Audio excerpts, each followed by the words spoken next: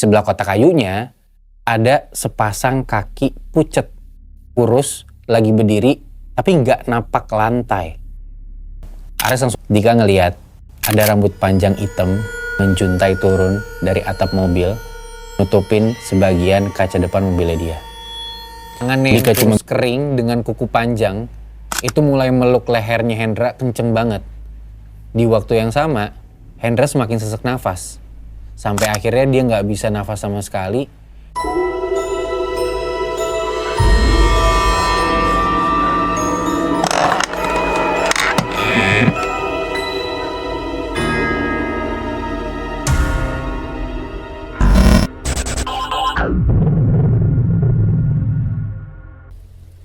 selamat datang di Udah Tidur.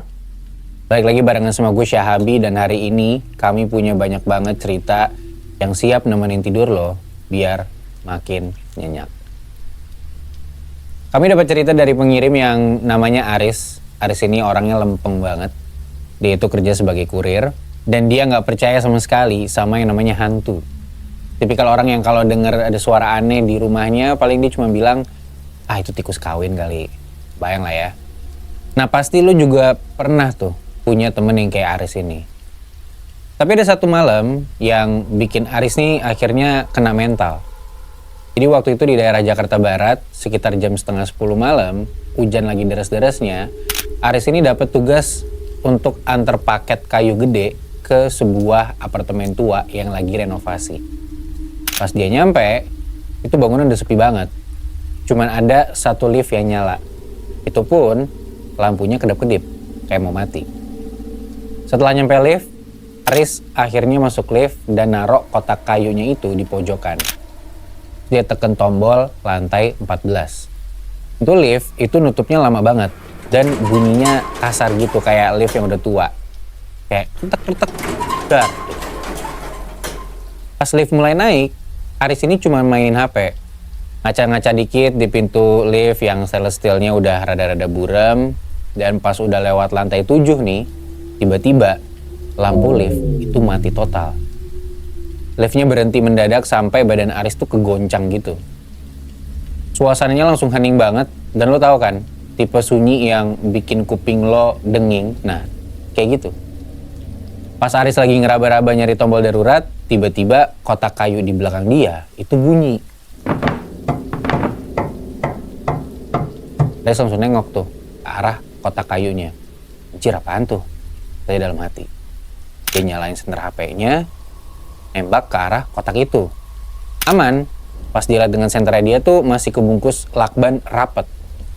Dia lanjutlah tekan-tekan tombol darurat, tapi nggak ada respon.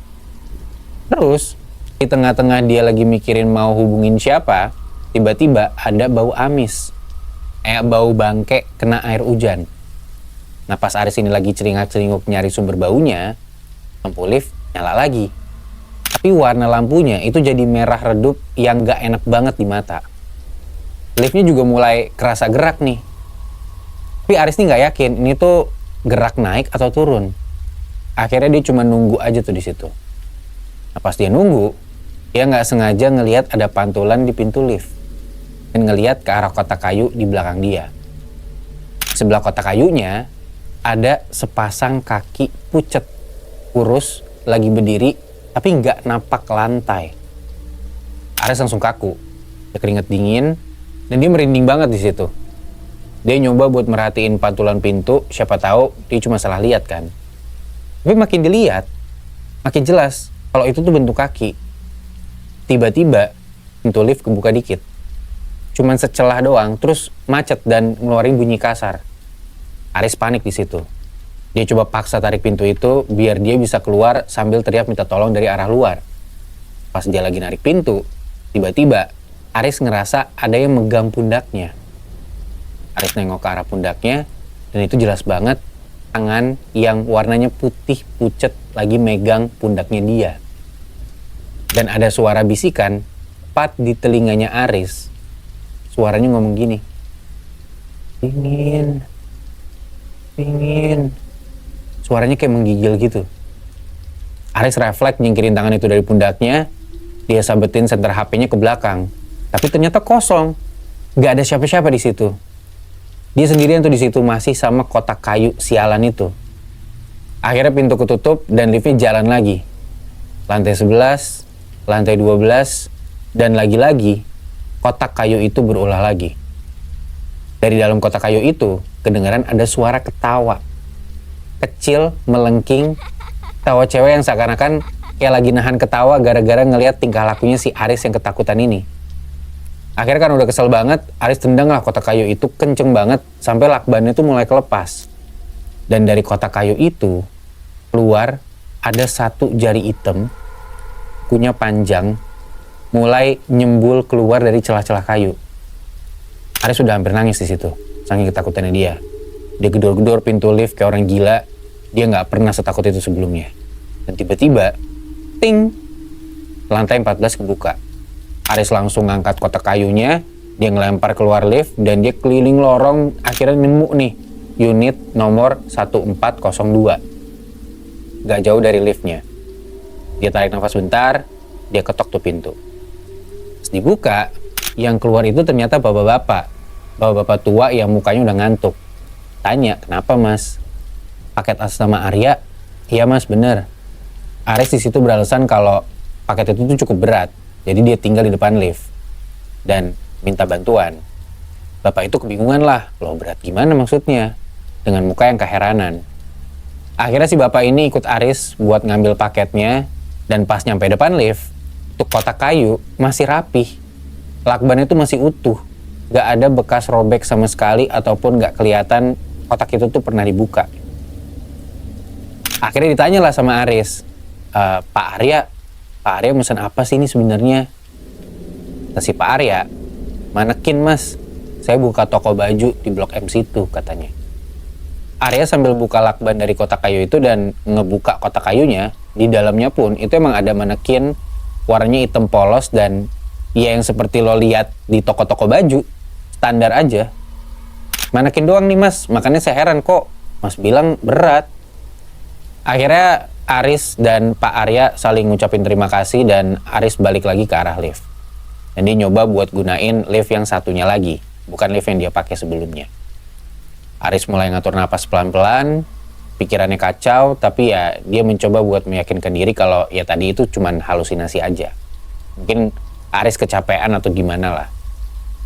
Lift ketutup dan dia mulai turun lah ke lantai 1. Aris sudah makin tenang, tapi sebelum benar-benar sampai ke lantai 1, dia ngedengar ada bunyi dari belakangnya dia. Tok, tok, tok. Aris ngangkat kepalanya dan ngelihat ke pantulan pintu lift.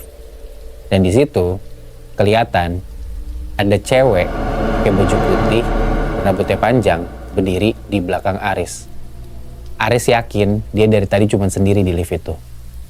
Aris ludah. Nah akhirnya untungnya pintu lift bisa kebuka. Aris langsung jalan cepat dan keluar dari lift, terus dia pulang. Cerita berikutnya, si pengirim ini minta untuk disamarin namanya. Jadi kita sebut aja namanya Dika ya. Cowok umur 27 tahun yang kerjanya jadi supir taksi online. Dika ini orangnya asik dan jam terbangnya di jalanan Jakarta tuh udah gak usah ditanya lagi lah. Dia udah biasa dapat penumpang aneh-aneh. Dari yang mabok sampai yang curhat nangis-nangis. Itu udah pernah dia bawa di mobilnya.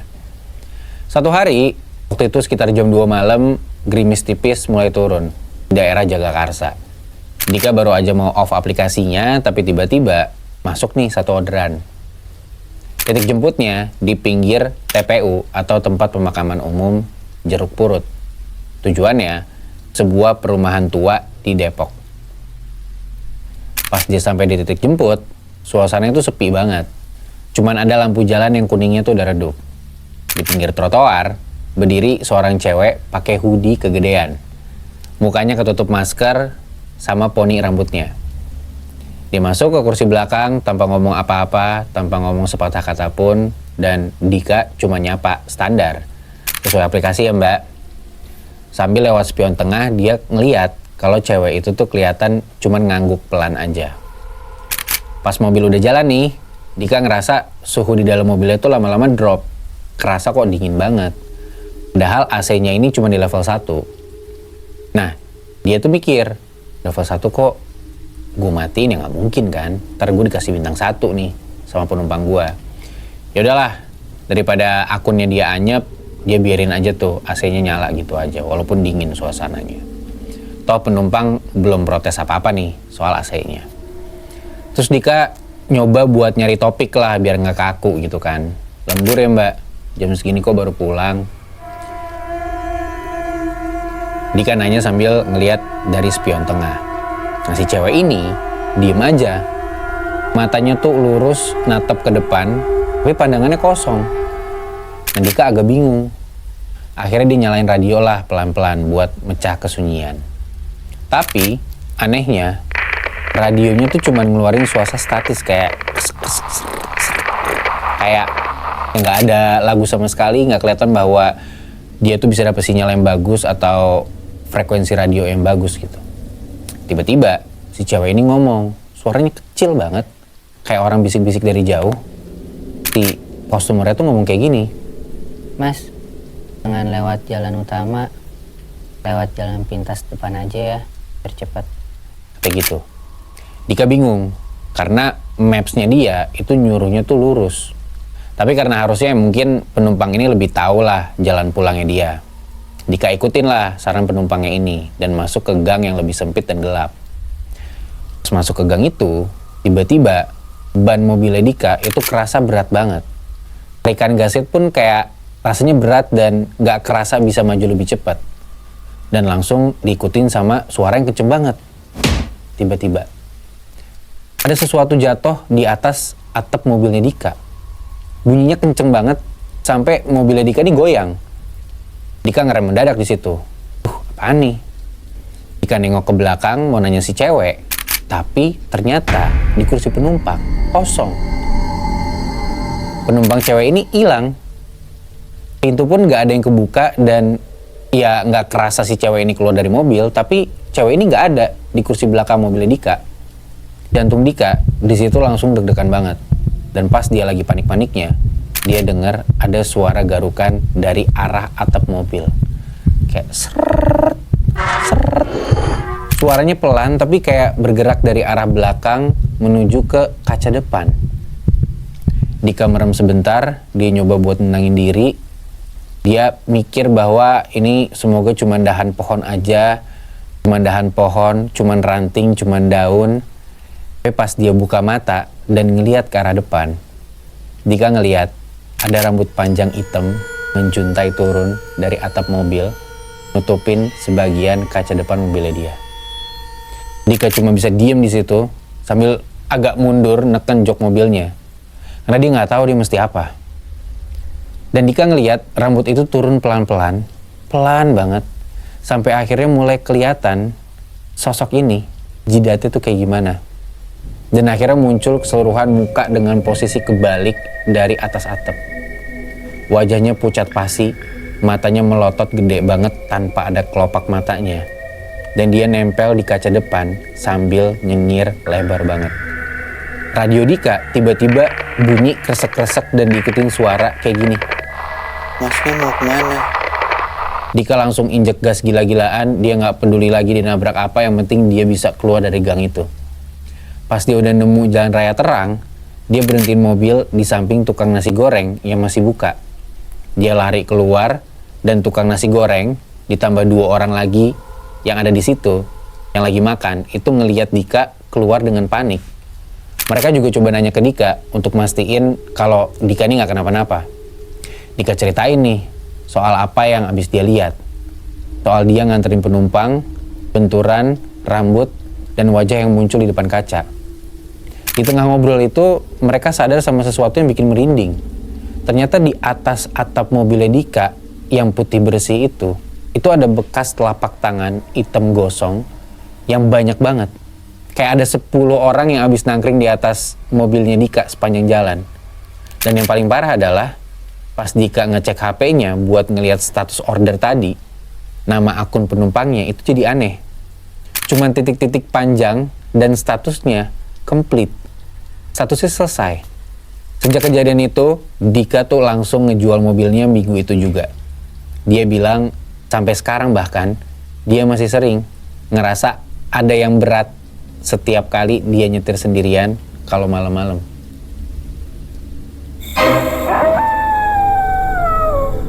Cerita berikutnya bakal gue bacain dan ini terjadi di sebuah daerah di Jawa Tengah. Kampung halaman Hendra pengirim cerita kali ini. Dalam tulisannya, dia nyeritain kalau dia tuh trauma sama kampung halamannya sendiri. Jadi dia ini sempat pulang kampung di hari lebaran tahun ini. Kampung halamannya Hendra itu tipe desa lama yang kalau jam 8 malam itu udah sunyi banget. Cuma kedengeran suara jangkrik sama gesekan bambu. Nah, Hendra ini nginep di rumah joglo tua punya kakeknya yang udah kosong lama. Joglo ini adalah rumah adat tradisional Jawa ya, yang ada atap meruncing gitu. Nah, malam pertama sebenarnya aman-aman aja. Di malam kedua nih, sekitar jam 11 malam, Hendra ini lagi asyik scrolling TikTok di kamar belakang. Tiba-tiba dia ngedenger suara dari arah belakang rumah. Suaranya tuh teratur gitu, kayak ada orang yang lagi numbuk padi. Cuman ya kalau dipikir-pikir, ngapain numbuk padi tengah malam gitu kan. Hendra penasaran, dia pikir ya mungkin kakeknya atau tetangganya lagi ada kerjaan atau apa ya, dia nggak tahu. Dia bukalah pintu kayu di belakang yang udah agak reot. Tiba-tiba suara itu berhenti nih, suara tok-tok-tok tadi. Nah di belakang joglo ini itu ada sumur yang udah tua banget. Sejak Hendra lahir, sumur itu udah ada. Hendra nyalain lah lampu senter dan dia coba untuk sorot ke arah sumur itu. Gak ada siapa-siapa, cuman ada ember kayu tua yang kegantung dan talinya tuh goyang-goyang pelan gitu. Ah ya paling angin atau kucing kali, kira Hendra. Dia keliling, lihat-lihat, dan karena gak nemu apa-apa, Hendra mutusin buat balik ke kamarnya. Pas dia mau masuk kamar, tiba-tiba dia nih ngedenger ada suara kenceng banget dari plafonnya. Suaranya tuh kedengeran keliling kayak kanan, kiri, mondar-mandir gitu. Tadinya Hendra pikir itu cuma tikus. Tapi yang bikin merinding adalah suara itu diikutin sama suara ketawa kecil anak-anak.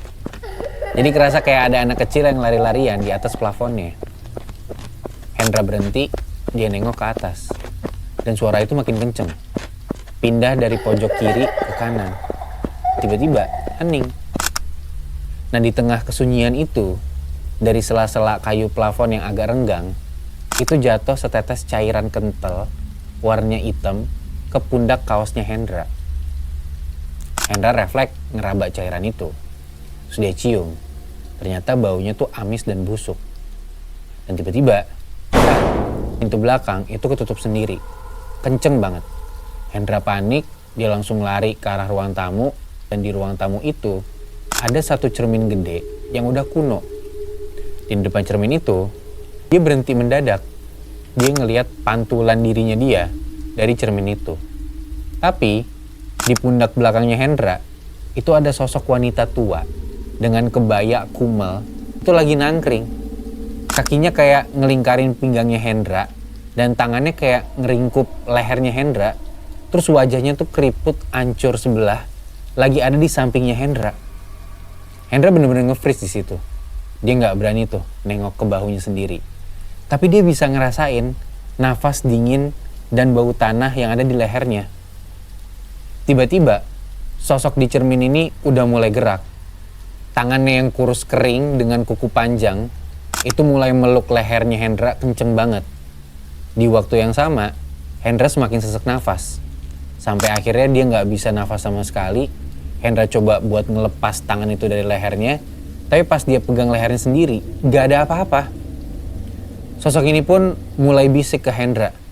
Katanya gini, "Cucu kesayangan, ikut simbah ke sumur yuk." Suara itu kedengeran serak, kayak keluar dari tenggorokan yang penuh air gitu. Hendra merem sekenceng-kencengnya. Dia teriak lari-lari sampai nabrak pintu depan. Dan sambil panik, dia nyoba buat buka pintu sampai kebuka. Setelah kebuka, dia lari ke rumah mbahnya. Sampai di depan rumah mbahnya ini, dia narik napas panjang dan masuk ke dalam rumah. Dia ketemu nih sama bapaknya yang lagi ngerokok di ruang tamu. Bapaknya nanya, "Loh, kenapa kamu mas?" Belum sempat ngejawab, ayahnya langsung manggil ibunya Hendra untuk ambil air. Mbahnya juga ikut keluar, ngedenger suara dari ayahnya Hendra. Akhirnya Hendra ceritain tuh, apa yang dia lihat di joglo itu. Nah kakeknya Hendra cuman geleng-geleng pas dikasih tahu sama Hendra ceritanya. Karena si kakeknya bilang, oh itu si mbah buyutmu, dia cuma kangen. Soalnya kamu mirip sama bapakmu pas muda. Dia cuma mau kasih oleh-oleh katanya. Hendra bingung dong, maksudnya tuh apa? Tapi ya udahlah, tanpa pikir panjang, Hendra lebih milih buat tidur di ruang tamu kamar ini aja nih daripada dia harus balik ke joglo itu lagi. Sampai beberapa hari kemudian, keluarga Hendra balik ke Jakarta. Hendra baru sadar ada yang aneh. Karena setiap kali dia makan, dia selalu ngerasa ada bau tanah di mulutnya. Dan di pundak belakangnya, itu selalu ada bekas lebam biru yang gak pernah hilang sampai sekarang. Ternyata gak semua rasa kangen yang ada di kampung halaman itu bisa disampaikan dengan baik. Entah pengen ikut biar gak kesepian lagi di bawah sumur, atau justru pengen ngajak Hendra biar gak pergi lagi sama sekali. Sampai sekarang Hendra pun gak tahu. Cerita terakhir hari ini kita dapat dari Tama, seorang freelance fotografer yang punya pengalaman serem di daerah Jawa Tengah. Kejadiannya pas dia lagi dapat proyek foto landscape di sebuah desa pesisir di daerah Jawa Tengah yang baru aja kena dampak abrasi parah. Ini kejadian di tahun 2002. Banyak rumah yang udah ditinggalin sama pemiliknya karena air laut tuh mulai masuk ke pemukiman. Nah di sore itu, Tama mutusin buat stay di salah satu rumah warga yang masih bertahan. Posisinya tuh agak paling ujung, deket banget sama bibir pantai yang dibatasin tembok beton tinggi. Nah tuan rumahnya atau yang punya rumah itu seorang bapak tua. Dia nyuruh Tama tidur di kamar depan yang jendelanya langsung ngadep ke arah gang samping rumah. Tuan rumahnya ini cuman pesen ke Tama satu hal. Kalau malam jangan buka gordennya sama sekali ya. Tutup yang rapet katanya. Malamnya sekitar jam 1 pagi, Tama kebangun karena suara air. Ceplak, ceplok, ceplak, ceplok. Suaranya tuh kayak ada orang yang lagi jalan pelan di air yang tingginya tuh semata kaki. Tama mikir, oh mungkin air lagi pasang kali terus masuk ke gang. Ya udahlah, Tama coba buat lanjut tidur. Tapi ternyata suara itu berhenti tepat di bawah jendelanya. Jendelanya ini posisinya persis ada di kepala kasur. Tama yang dasarnya penasaran orangnya, dia bangun, terus dia buka dikit tuh gordennya. Dan di luar emang ada genangan air laut gitu setinggi betis kelihatannya, mantulin cahaya bulan yang remang-remang. Tapi nggak ada siapa-siapa, gang itu kosong. Pas Tama nutup gorden dan balik tiduran di kasur, dia dengar ada suara gesekan pelan di kaca jendela. Kayak suara kuku yang dicakar ke kaca gitu loh. Tama diem, dia nahan napas, dan dia mulai agak sedikit takut. Tapi dia nyoba buat beraniin diri, ngecek mastiin itu tuh bukan apa-apa atau nggak ada siapa-siapa. Siapa tahu ya cuma dahan pohon kena jendela gitu dia pikir. Dan pas dia ngelihat ke arah jendela lagi, dari jendela gorden itu, dia ngelihat ada bayangan kepala orang lagi berdiri tapi diem aja. Kepalanya nggak gerak, tapi anehnya kalau itu orang lagi berdiri di gang, harusnya badannya kelihatan. Karena jendela itu tingginya kurang lebih cuma 1 meter lah dari tanah. Tapi yang kelihatan tuh cuma kepalanya doang. Jadi kayak ada orang yang pendek tapi ya tingginya seanak kecil gitu. Tama beraniin diri, dia ambil kamera, dia nyalain flash, terus sengaja dia tembak ke arah jendela itu sambil dia buka gorden secara mendadak. Dia ambil gambar dari situ, cahaya putih flash nyala, tapi di depan dia gak ada orang, kosong. Yang ada cuma genangan air laut aja yang tenang. Tama buang napas lega di situ. Oh ya mungkin halu gue. Dia mutusin buat duduk di pinggir kasur, dia nyalain rokok buat tenangin diri. Tapi pas dia nurunin kaki dari kasurnya, dia sadar ada sesuatu yang salah. Lantai kamarnya basah. Bukan basah menggenang kayak banjir ya, tapi kayak ada jejak kaki berair. Dan jejak kakinya tuh kecil-kecil kayak kaki anak kecil yang arah jalannya atau arah jejak kakinya itu dari bawah jendela menuju ke kolong tempat tidurnya Tama. Tama diem kaku dan dia bisa dengar di bawah tempat tidurnya ada suara kain basah dan kaki-kaki kasur yang ikutan bunyi nggak jelas. Kerasa kayak beneran ada sesuatu yang gerak di bawah kasurnya. Masih dalam posisi diem, Tama berusaha buat duduk tenang dan ngedengerin suara-suara di bawah kasurnya. Tapi tiba-tiba ada sebuah tangan pucat itu muncul pelan-pelan dari bawah kasurnya Tama. Kulitnya kayak udah keriput kelamaan kena air, keluar dari bawah kolong kasur, terus megang tumit Tama. Rasanya dingin banget, kayak Rama tuh nyentuh es batu. Tama refleks dia ngangkat kakinya ke atas kasur, tapi dia nggak teriak.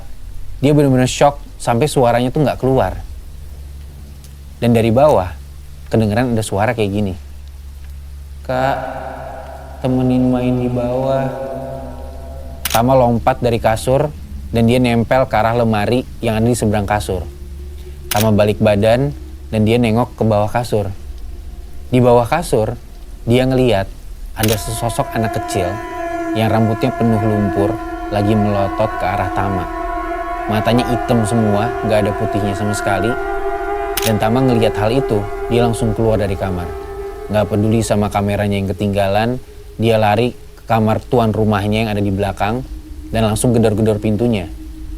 Pas bapak tua itu bangun, dia cuma ngeliat Tama yang mukanya udah pucat dan ketakutan. Tapi yang bikin merinding adalah Tama belum bilang apa-apa ke bapak tuan rumah ini. Tapi si bapak ini langsung bilang, lupa ya, tadi saya bilang apa? Jangan dibuka gordennya kalau udah malam. Suara yang kamu denger itu anak-anak yang dulunya hanyut pas ombak gede. Mereka cuma mau nyari teman aja, biar bisa diajak pulang ke laut. Karena nggak ada kamar lain di rumah itu, Tama terpaksa buat balik lagi ke kamar yang tadi. Tapi sepanjang malam ya Tama nggak bisa tidur sampai pagi. Pas matahari terbit, Tama beberes, ambil barang-barang, sampai semuanya udah rapi, cuma tinggal kolong kasur nih yang belum dia cek. Meskipun masih deg-degan, tapi karena udah siang, dia cobalah beraniin diri buat ngeliat ke bawah kolong. Di bawah kolong kasurnya, dia nemu banyak banget pasir pantai yang masih basah. Padahal kamarnya itu ketutup rapat. Dan itu adalah akhir cerita Tama di tempat tersebut. Ada satu hal lagi yang bikin Tama tuh trauma. Pas dia kurasi hasil foto di tempat itu, dia ngeliat ada satu hasil foto flash ke jendela yang dia ambil asal malam itu. Di jendela itu emang gak ada orang, tapi di pantulan kacanya kelihatan jelas di belakang Tama, tepat di atas kasurnya dia, ada sesosok gadis kecil senyum senang sumringah sambil megang pundak Tama. Kadang yang nunggu di tempat-tempat yang ditinggalin itu bukan cuman kenangan, tapi sesuatu yang emang gak mau pindah, meskipun rumahnya mungkin udah tenggelam. Itu dia cerita-cerita horor yang kami dapat malam ini. Kalau lo mau cerita horor lo kami bacain, lo bisa kirim ke Instagram atau kirim ke email yang ada di deskripsi. Dari gua, semoga lo udah tidur.